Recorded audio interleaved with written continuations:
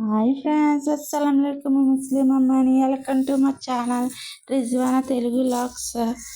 చిలకడదుంప గులాబ్ జామ్ చేస్తున్నాను అండి. ఒక అర కేజీ చిలకడదుంపలు ఉడకబెట్టుకోవాలి. 2 విజిల్స్ వచ్చే వరకు బాగా మెత్తగా ఉడకబెట్టుకూడదు. తర్వాత ఒక పావు-కేజీ పంచదార పాకం పెట్టుకోవాలి.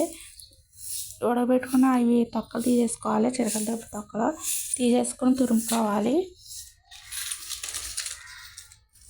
కలుపుకొని మెత్తగా ఇప్పుడు 4 చెంచాలు మైదా వేసుకుని బాగా కలుపుకోవాలి. పంచదార పాకం బాగా పిలుస్తుంది, గోల్డెన్ కలర్ వస్తుంది. మైదా వేయడం వల్ల బాగుంటాయి, చాలా రుచిగా ఉంటాయి. చూడండి, చిలకడదుంపల మిశ్రమం ఇలా మెత్తగా చేసుకోవాలి. గులాబ్ జామ్ పిండిలా చేసుకుని ఉండలు చేసుకోవాలి. చూడండి, మొత్తం చేశాను. ఇప్పుడు లాలిక్కాయ పొడి ఉంటుంది, అది వేసుకోవాలి. పాకంలో మరిగిపోయింది పాకం. నూనె బాండి పెట్టుకుని నూనె వేసుకుని నూనె మరిగాక గులాబ్ జామ్ ఉండలు వేసుకోవాలి. చిలకడదుంపలు ఉండలు వేసుకోవాలి.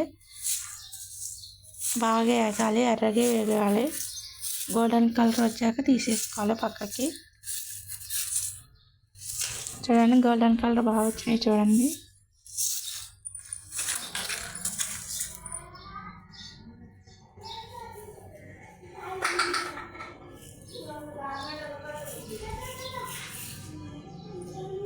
చూడండి, గోల్డెన్ కలర్ వచ్చినాయి. మొత్తం తీసేస్తున్నాను.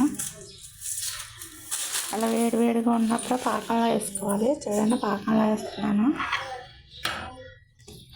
పాకం మొత్తం పీల్చేసుకొని మూత పెట్టేసుకుంటే పాకం అంతా పీల్చేసుకుంటుంది.